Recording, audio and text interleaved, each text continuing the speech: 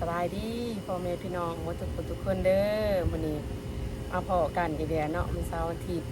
มาเก็บบักเขืออยู่สวนหลังบ้านเก็บบักเขือบักพริกบักถั่วอีหยังคือเก่าบักแตงเห็นมันสุกแหละสุกไว้ดีได้แล้วสิเก็บไปเฮ็ดน้ำหวานกินกับมะกะโพดซาดีช่วงนี้หันพ้นน่ะปลูกออกงามหลายบักเขืออีหยังคือกันแต่ก็ได้ว่าลงมาเก็บ พี่น้องเพิ่นก็สั่งมาหลายเห็นบักเขือมันงามบ่สั่นแต่สิเอาไปกินกับก๋อยกับลาบก็ได้มาถ่ายให้พี่ให้น้องเบิ่งมาเบิ่งนำกันเนาะพี่น้องเนาะบักเขือยังตั้งแต่อันหมากมันตัดใบออกถ้าตัดใบออกหันเพิ่นสิเป็นหลายๆนี่พี่บักเขือเพาะบักเขือสนิทนี่ปลูกเป็นแถวไว้และแถวอันนี้ประมาณ10 กว่าต้นพอได้เก็บกิน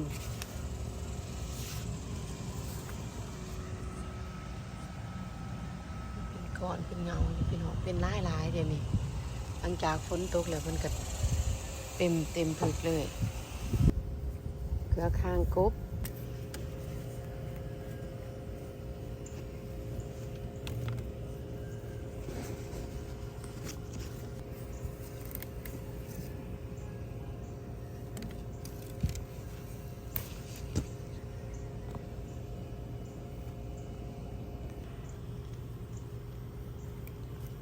เจ้าหน่วยผู้ดีกินเลยซ้ำนี่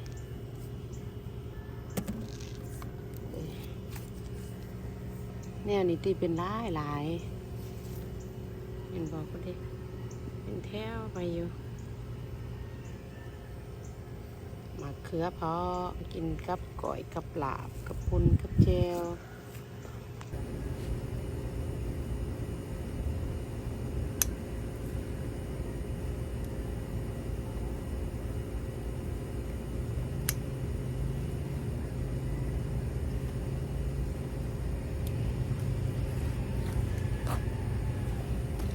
เจอได้หลายเติบแล้วพี่น้องสะอ่อนหมากยังวะหมากงามม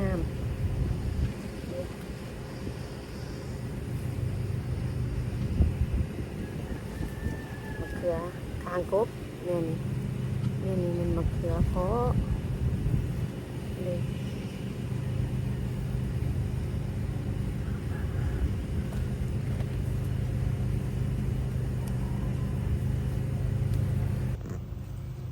เก็บเอาของเพชรซุ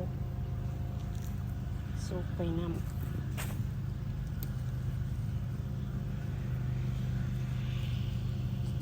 ช่วงนี้ซุกหลายเติบแต่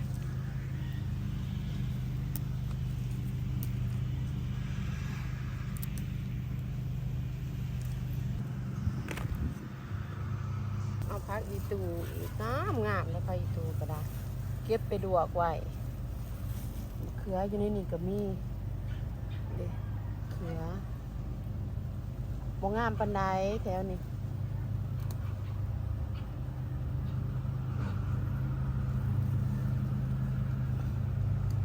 บ่ได้กินไปสิตัดเอาพักอีตูบัดนี้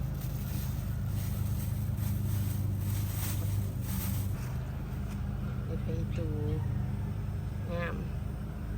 ามดีสิตัดลวกไปไว้สิตัดลวกไว้พิเซอร์เอาเข้าพิเซอร์ไว้กินยามหนาว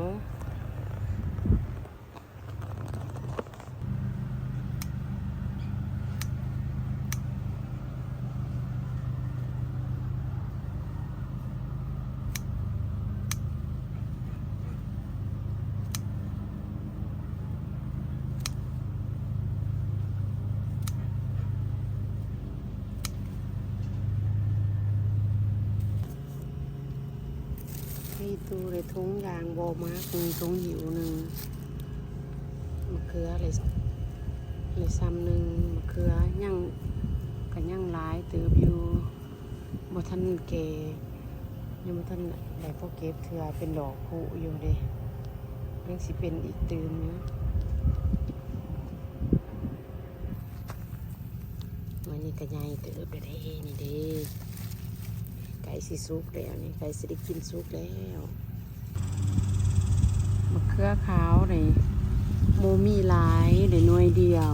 ก็เลยสิเอาไว้เฮ็ดแนวนี่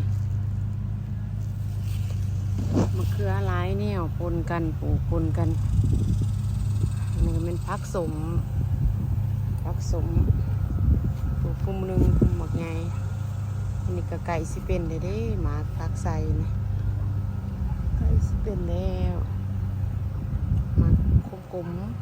ๆอันปลูกสอนกันเลยกับหมักแตงนี่เป็นหมักแตงชนิดสีขาวปลูกไว้นี่กำลังจอหมากบางโม่ก็เป็นหมากพะโล้ได้นี่เป็นหน่วยหนึ่ง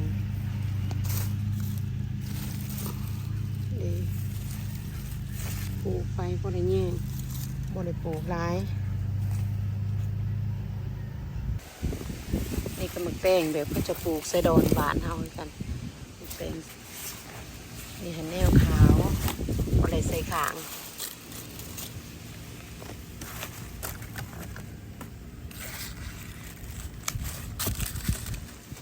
เก็บผักหอมปี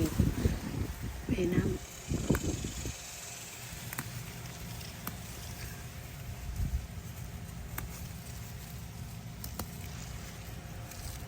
กินกาแฟเก็บเอามักทั่วแบบนี้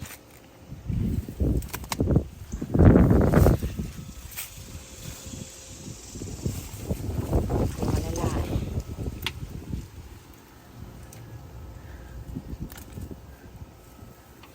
กระเสบอยู่คือกันมักทั่วเนี่ยนี่มักทั่วให้โอ้บักทั่วเอียงบักทั่วเอียงแล้ว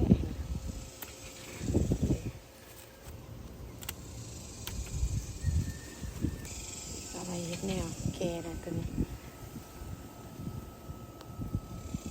กำลังสิไงซุ่มนี่เสียงแมงอันนี้หอมมันอากาศร้อนเลยเดี๋ยวนี้อากาศเดิมร้อน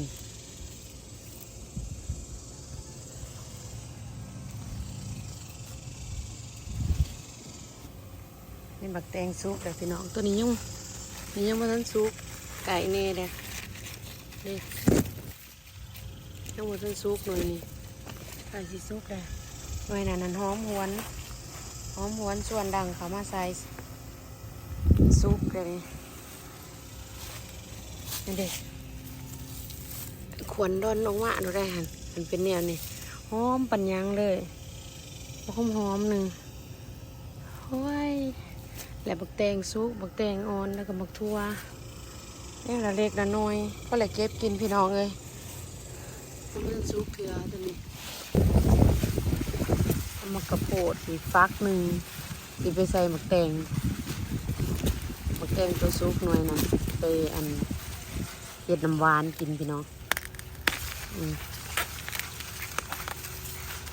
เห็ดน้ำหวานกระโปดใส่หมักแตงผสมกันแนวน้อยๆดีเป็นนั่นนั่นเลยแนวนี้แนวสีอิฐกับสีขาวผสมกัน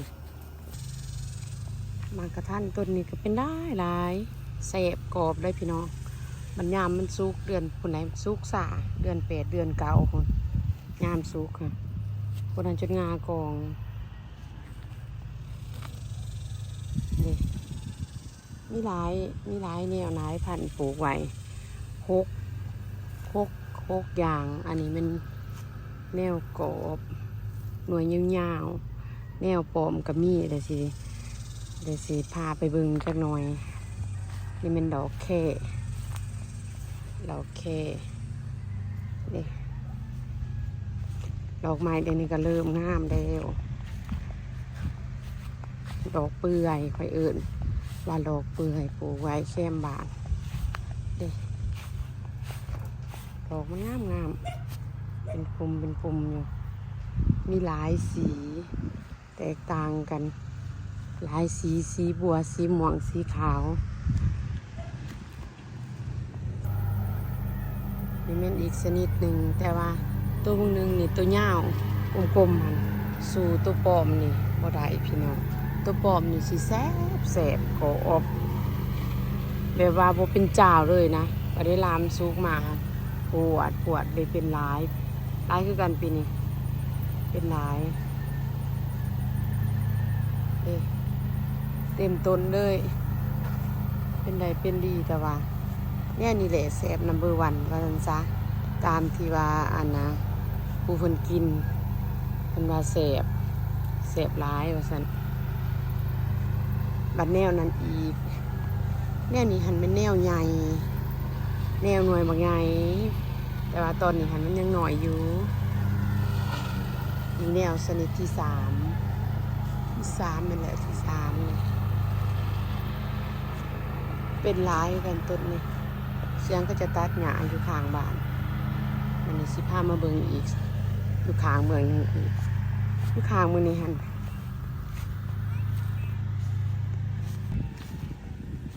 แนวนี้หันแนวสมหวานชนิดที่สี่แนวสมหวานก็เป็นจนงากองคือกันเลยชนิดที่สี่เป็นหลายว่ากระทันเป็นจนงากองชนิดที่หาลมพัดมาพี่น้องลมพัดมาแล้วฝนตกแห้งแล้วเพิ่นก็ฮักเพิ่นนักหลายนี่เป็นแนวปอมน้อยๆกรอบปอมน้อยๆกัดก็แคบชนิดที่หาแล้วสิไปพาไปเบิ่งอีกตัวที่หกเราแค่อยู่ในกระมี่ชนิดที่หกนี่เป็นโบหลายเพราะว่าบังด้วยต้นขี้นกชนิดนี้หันกรอบหวานหน่วยกลมๆยาวๆบ่คอยเป็นบันไดหันคันเป็นแล้วแซ่บนี่แนวนี่คักไหนมันเป็นอันนั้นเป็นเหนียว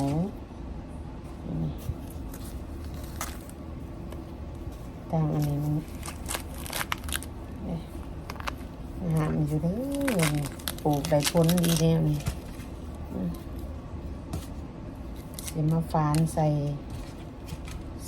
อันนั้นใส่น้ำหวานบักแตงนี่กระโพดอิด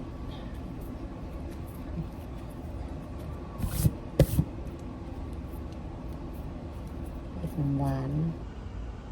ไปฟักหนึ่งมาแล้วก็มะแตงหน่วยหนึ่งมาเอากะทิน้ำกะทิน้ำตาลแต่เลยสิมาอากาศร้อนๆก็สิมาเฮ็ดน้ำหวานกินตักกระโพดใส่กระโพดที่ต้มแล้วมะแตงใส่แตงหอม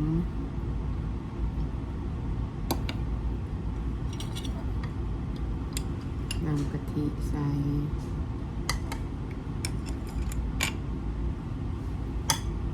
ที่มันเลยคันคอยเสียการใส่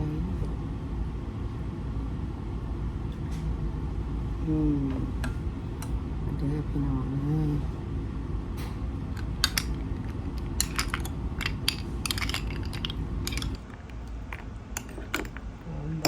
แซ่บมักแตงจากสวนมักกระโพดสาลี่จากสวนมาเด้อมากินน้ำกันเด้อพี่น้อง